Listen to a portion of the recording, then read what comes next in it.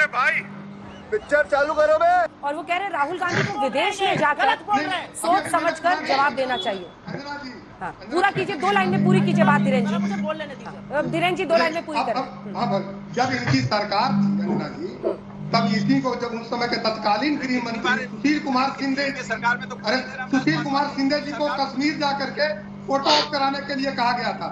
हाल ही के एक इंटरव्यू में उन्होंने कहा है कि कश्मीर के डल झील पे हमको फोटो ऑप कराने में डर लगता था। ये थे उनके समय के सौहार्द का वातावरण, और आज हमें ज्ञान दे रहे हैं। लेकिन जब इन्हीं का ये मोहब्बत की दुकान को लेकर के कश्मीर गए थे, आदरणीय राहुल गांधी जी और प्रियंका गांधी जी कैसे बर्फ के गोले खेले थे, ये भी सभी लोगों ने आपके माध्यम से देखा था टीवी पे। और आज मुझे बता रहे हैं कि नफरत का माहौल है और दुकान कहने पर इतनी आपत्ति है।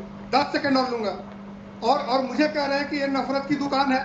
और अभी इन्होंने बड़े फख्र से कहा कि हमने देश का प्रधानमंत्री आदरणीय मनमोहन सिंह जी को बनाया था, लेकिन वो चीज नहीं बता पाए कि राहुल गांधी जी ने उनके मुंह पे बिल फाड़ करके उनका कैसा प्रधानमंत्री रहते हुए सम्मान किया था। आप जरा इसका जवाब दीजिए। ठीक है, अब जवाब सुन रही, अब जवाब।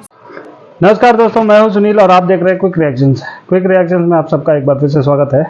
आज का वीडियो होगा सुप्रिया श्रीनेत और एक मौलाना और ये हरा कुर्ता बीजेपी वालों सबके बीच में। आज का वीडियो में आप देख सकते हो हर कोई आ रहा है और सुप्रिया श्रीनेत को बोल के चले जा रहा है, नीचे दिखा के चले जा रहा है। पता नहीं सुप्रिया श्रीनेत के साथ क्या हो रहा है आजकल। हर कोई मामूली सा मामूली आदमी आ रहा है, इसको बोल के चले जा रहा है। चलिए वीडियो देखते हैं। चैनल पर पहली बार आया तो प्लीज सब्सक्राइब कीजिए, पूरा वीडियो देखिए और चैनल को सपोर्ट कीजिए। चलिए वीडियो देखते हैं और मजे लेते हैं। 3 प्रश्न हैं जो कि प्रश्न पूछे जाने चाहिए। उनका ये कहना है कि आपने पूर्व प्रधानमंत्री मनमोहन सिंह बने, लेकिन उन्हीं की सरकार के द्वारा जारी एक ऑर्डिनेंस को फाड़ा था राहुल गांधी ने, तो ये कितना सम्मान होता है? अरे मैं क्या बताऊं, मैं क्या बताऊं। दूसरा बिंदु है, विदेश की धरती पर जाकर भारत की ऐसी तस्वीर पेश करने की जरूरत है क्या कि यहाँ पर लोग धर्म के आधार पर एक दूसरे पर, मतलब धार्मिक प्रतीकों पर लोगों के हमला करने को तैयार बैठे। ये बहुत गलत करता है यार। अब राहुल गांधी कहीं भी जाता है, कुछ भी बोल के आ जाता है अपने देश के ऊपर। पूरे सम्मान के साथ एलजेपी के प्रवक्ता से कहना चाहती हूँ, मानसिक डॉक्टर को दिखाइए, इलाज का खर्चा मैं दूंगी। आइंदा आकर यहाँ पर सॉफ्टवेयर जैसी बातें मत करिएगा, बोलने नहीं दूंगी। आप सॉफ्टवेयर तो इसका अपडेट हो गया, राहुल गांधी से पागल बन गई है। और बीजेपी में तनातनी सबको पता है क्या चल रही है। मेरा मुंह मत खुलवाइए, उस पर दिक्कत में आ जाइएगा। ना बोलने लायक रहेगा, ना बचाने लायक रहेगा। आपने मेरे नेता के लिए गलत बात कही, आपको मैं 4 बातें सुनाऊंगी, आइंदा मत करिएगा ये काम, ये आपके मुंह पर कह रही। मैं 4 बातें सुनाऊंगी, आइंदा मत करिएगा ये काम, ये आपके मुंह पर कह रही। अच्छा, हमको सिखा दिया है। आपने सवाल पूछा यहाँ पर कि प्रधानमंत्री मोदी जो है, प्रधानमंत्री राहुल गांधी विदेश जाकर ऐसा क्यों करते हैं। राहुल गांधी विदेश जाकर देश की बात कर रहे हैं। राहुल गांधी चाइना जाकर ये नहीं कह रहे कि अरे पैदाइशी शर्मिंदगी हो गई जो मोदी जी ने कहा।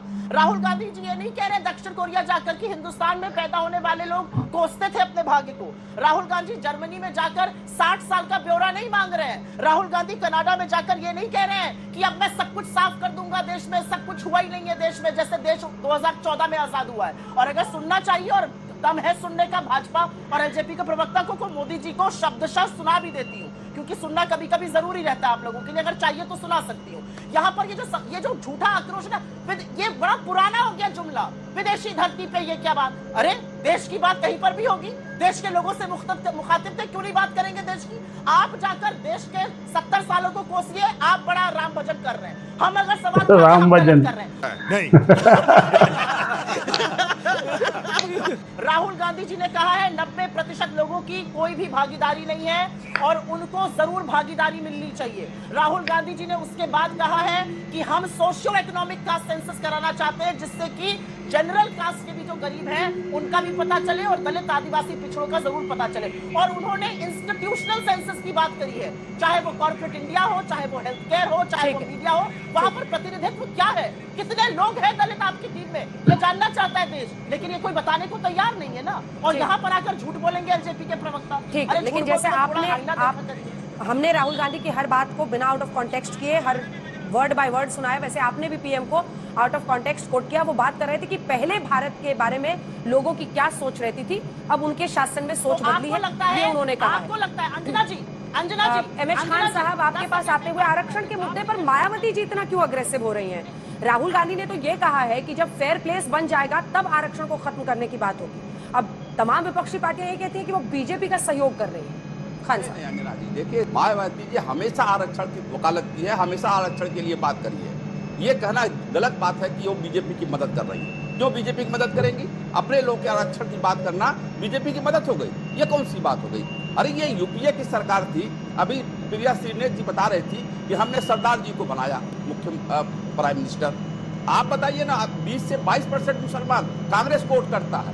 एक बार भी किसी मुसलमान को प्राइम मिनिस्टर बनाया कांग्रेस ने? नहीं बनाया। क्या सवाल पूछ दे रही? आपने क्यों नहीं जाति गणना? आज आप लोग नहीं जाति गणना कराएंगे? अरे आरक्षण तो कोई माई का लाल छीन ही नहीं सकता है। आरक्षण तो वो चीज है जो बाबा साहब भीमराव अम्बेडकर देके गए हैं, कोई नहीं छीन सकता है। अब ये बताया ना प्रिया श्रीनेत जी कि यूपीए के सरकार में आपने जनगणना क्यों नहीं कराई, जाति जनगणना क्यों नहीं कराई? आज आप इस तरह से भाषा दे रही है जैसे लग रहा है कि आप बहुत पक्षाप है। कोई पक्षाप नहीं है।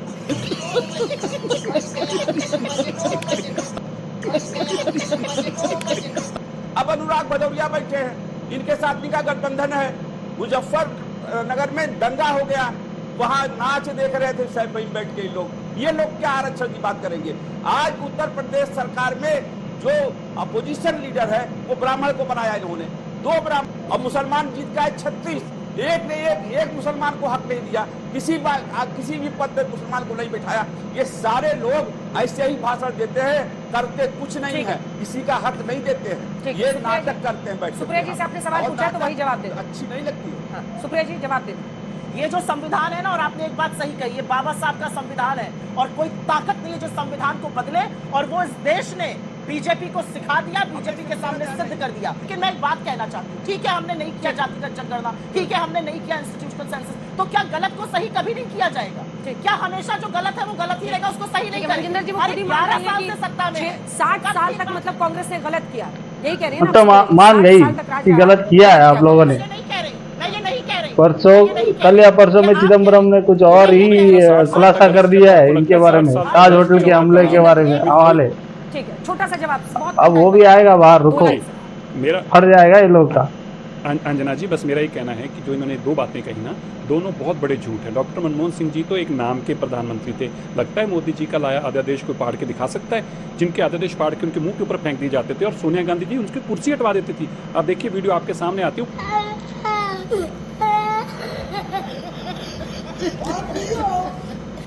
आज के लिए फिलहाल इतना। कल परसों में चिदम्बरम ने कुछ खुलासा कर दिया है ताज होटल के हमले के हवाले से। लेकिन पाकिस्तानियों ने ताज होटल पे हमले किए थे, उसके ऊपर चिदम्बरम ने कुछ बहुत बड़ा खुलासा कर दिया है। पता नहीं उम्र हो गया या क्या है, सब कुछ सही कर लेंगे मरने से पहले, इसीलिए उसने कुछ खोल दिया ये लोग का राज। अब ये लोग कहीं के मुंह दिखाने के लायक नहीं रहेंगे, आएगा और 2-3 दिन में मेन स्ट्रीम मीडिया में। कैसे लगा हो आप सब लोग का वीडियो? अच्छा लगा तो प्लीज़ लाइक शेयर और सब्सक्राइब कीजिए। मिलते हैं अगले वीडियो पे। जय श्री राम।